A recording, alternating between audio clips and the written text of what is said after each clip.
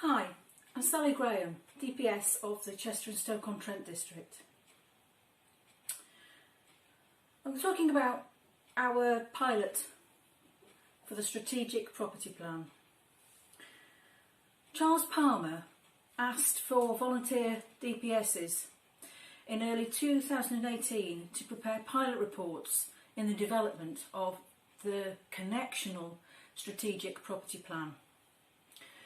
Maurice and I were suggested to do this, initially for the entire district, but it was clear that this was too much of a mammoth task, so it was scaled down to circuit level. I'm in the Cheshire South Circuit, which is quite large. Maurice and I agreed to do this, albeit with some gentle persuasion. Charles deliberately didn't give us any clear indication or direction on what to do. He explained to me that he wanted to see how people would approach this to best suit their own understanding of the plan, and in a way which they could then go on to use.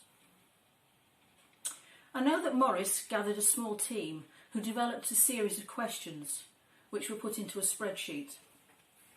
This meant that each property listed would populate the spreadsheet with answers to the set questions. Of course, I'll let Maurice explain more about his approach and his results. When I was at school, I wasn't keen on maths. I was happy with subjects which allowed me to use language, to build pictures with words. Even now, I find tables and charts a bit off-putting, and I'd rather read and gather information. So I have a tendency to present information that way also. We are all different. I spoke to all the members of our circuit property team. It's a small group. I was advised on where to find information of any possible developments in the pipeline and what, if any, were the overall plans for the circuit property portfolio as a whole. The first thing to do was list all the properties. It's not as straightforward as listing all your circuit churches straight off the plan. We have a wide range of property types across the Methodist Church. There are our church buildings. There are manses which are in use. And we also have unused manses, both let and unlet. There are many investment properties.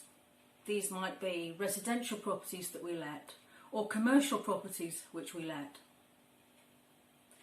And there are some commercial properties which are operated by the church ourselves. There could be other premises as part of some circuit portfolios which don't fit elsewhere. It's always worth adding a miscellaneous categories.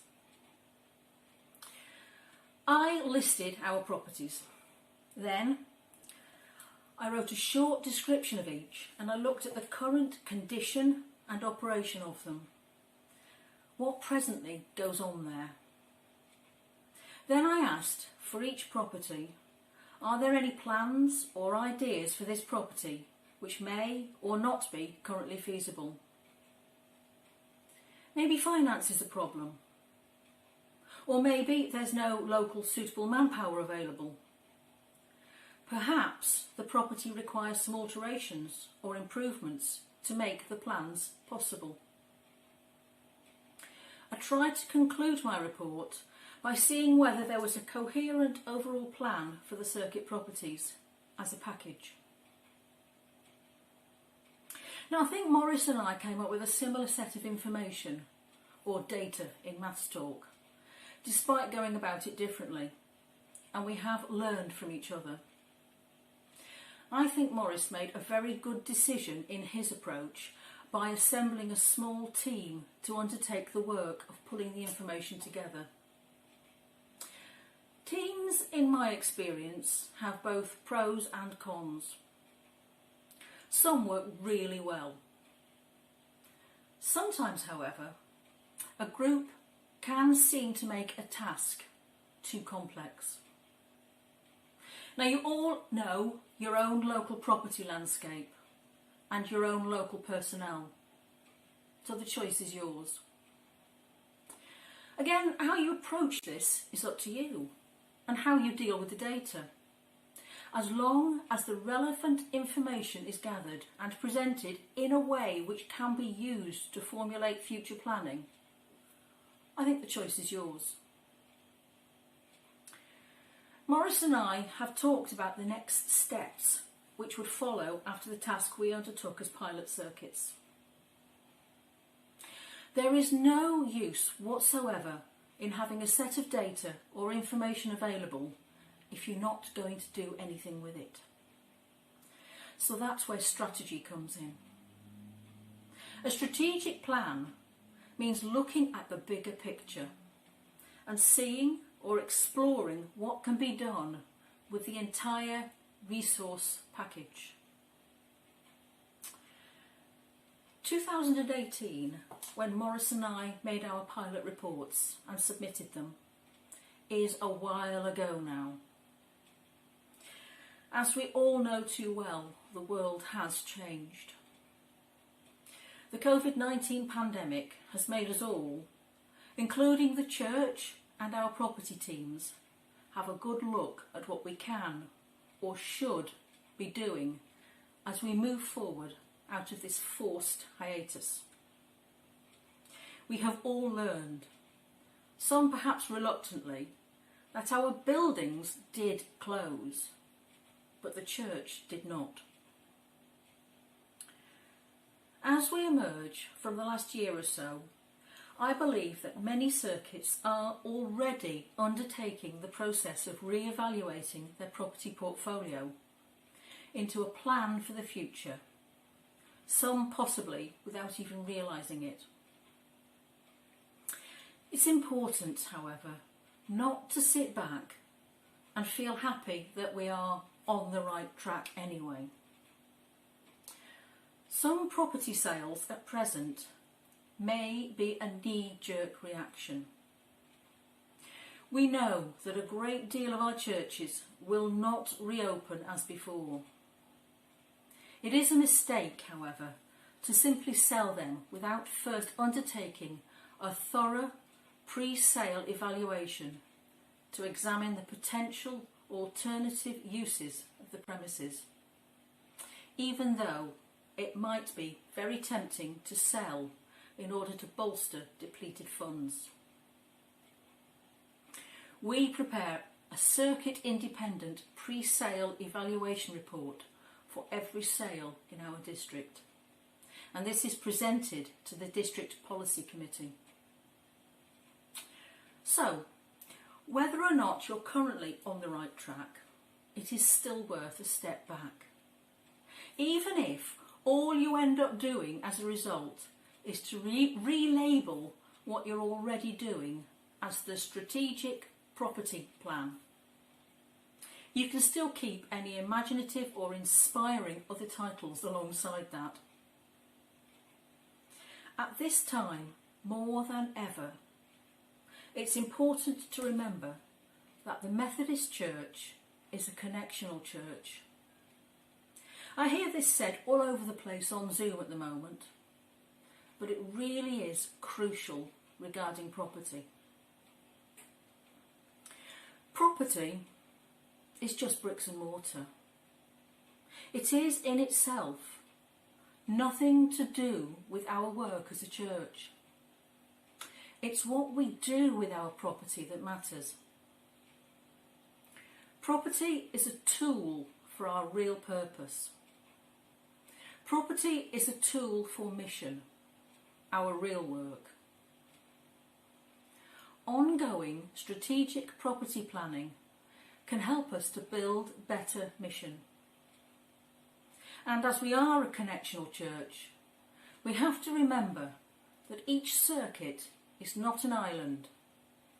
Strategy can cross boundaries of circuits and even districts.